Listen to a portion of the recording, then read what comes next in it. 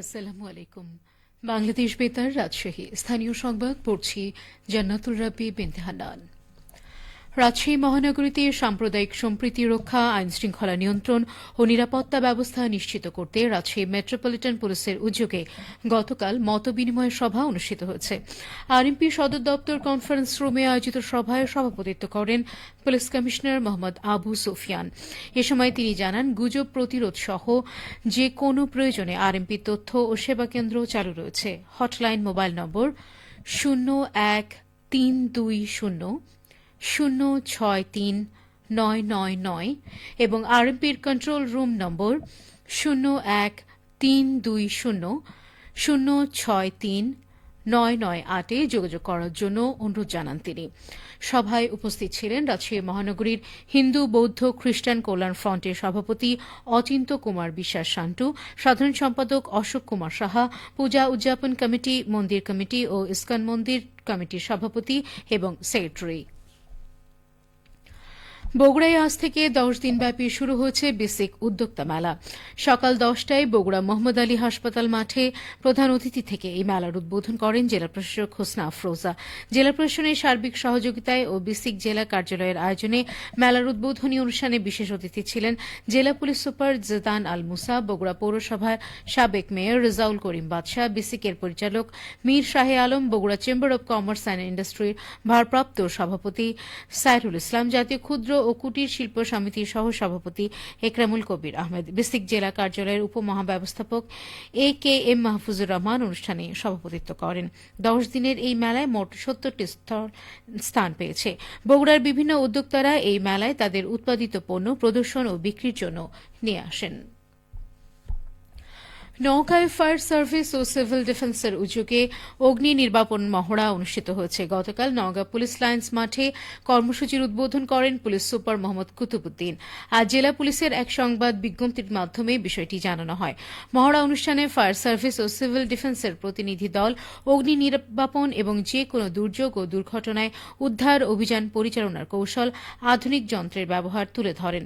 এছাড়া fire service ও পুলিশের যৌথভাবে অভিযান পরিচালনার ক্ষেত্রে নির্ধারণী কৌশল প্রদর্শন করা হয়। মহড়া অনুষ্ঠানে জেলা পুলিশ ও ফায়ার সার্ভিসের ঊর্ধ্বতন কর্মকর্তাবৃন্দ উপস্থিত ছিলেন। অর্থনৈতিক শুমারিতে তথ্য দিন, নতুন বাংলাদেশ বিনির্মাণে অংশ নিন এই স্লোগানকে সামনে রেখে চাঁপাইনবাবগঞ্জের শিবগঞ্জে শুরু হয়েছে 4 দিনব্যাপী অর্থনৈতিক শুমারির গণনাকারী ও সুপারভাইজারদের প্রশিক্ষণ কর্মশালা। গতকাল বিআরডিবির সম্মেলন কক্ষে শিবগঞ্জ উপজেলা পরিসংখ্যান অফিসের আয়োজনে প্রশিক্ষণের উদ্বোধন করেন উপজেলা নির্বাহী কর্মকর্তা মোহাম্মদ আফতাবুজ্জামান আল ইমরান। উপজেলা পরিসংখ্যান অফিসার মোহাম্মদ মনিরুল ইসলামের সঞ্চালনায় কর্মশালায় উপজেলা পল্লী উন্নয়ন কর্মকর্তা মোহাম্মদ শাহিন আক্তার সভাপতিত্ব করেন। উপজেলা পরিসংখ্যান অফিস সূত্র জানায়, শিবগঞ্জ উপজেলার 15টি ইউনিয়ন ও একটি পৌরসভায় একযোগে এই প্রশিক্ষণ কর্মশালা শুরু হয়। আগামী 8 ডিসেম্বর শেষ হবে এই প্রশিক্ষণ। গণনাকারী ও সুপারভাইজাররা মাঠ পর্যায়ে 10 থেকে 26 ডিসেম্বর পর্যন্ত কাজ করবে।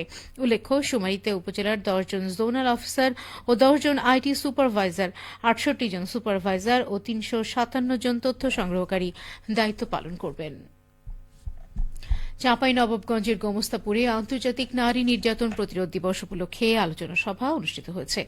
গতকাল উপজেলার সভাকক্ষে অনুষ্ঠিত সভায় প্রধান অতিথি ছিলেন উপজেলা নির্বাহী কর্মকর্তা নিশাত আঞ্জুম অনন্যা। উপজেলা প্রশাসন ও মহিলা বিষয়ক অধিদপ্তর আয়োজিত এই সভায় মহিলা বিষয়ক কর্মকর্তা পঙ্কজ কুমার দাস সভাপতিত্ব করেন। এ সময় অন্যান্যের মধ্যে উপজেলার পার্বতীপুর ইউনিয়ন পরিষদের চেয়ারম্যান মোয়াজ্জেম হোসেন, উপজেলা সমাজসেবা কর্মকর্তা নুরুল ইসলাম, ব্যবসায়ী নেতা নাজমুল হুদা খান রুবেল সহ অন্যান্যরা উপস্থিত ছিলেন।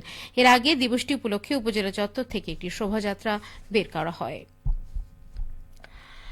নাটোরে সরিষা চাষে ব্যস্ত সময় অতিক্রম করছেন কৃষকরা। ইতোমধ্যে বিনা চাষে 2,887 হেক্টর এবং রিলে পদ্ধতিতে 1,371 হেক্টর জমিতে সরিষা আবাদ হয়েছে।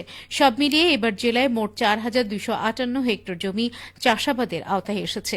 চলনবিল অধ্যুষিত সিংড়া উপজেলায় সর্বোচ্চ 2,300 হেক্টর জমিতে সরিষা আবাদ হয়েছে। অবশিষ্ট আবাদি জমি রয়েছে জেলার অন্য 6টি উপজেলায়। চলতি মৌসুমে 14,553 হেক্টর জমিতে সরিষা আবাদের লক্ষ্যমাত্রা নির্ধারণ করা হয়েছে। আশা করা হচ্ছে সরিষার আবাদি জমি লক্ষ্যমাত্রা ছাড়িয়ে যাবে।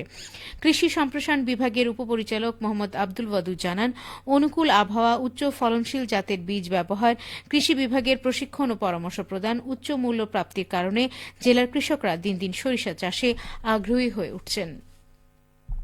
সবশেষে আবহাওয়া। আজ দুপুর 2টায় রাজশাহীতে তাপমাত্রা ছিল 26.5 ডিগ্রি সেলসিয়াস। এ সময় বাতাসে আর্দ্রতার পরিমাণ ছিল 27%। রাজশাহী পার্শ্ববর্তী এলাকায় আজ সূর্যাস্ত সন্ধে 5:16। সংবাদ শেষ হলো। আমাদের পরবর্তী স্থানীয় সংবাদ বিকেল 4:05।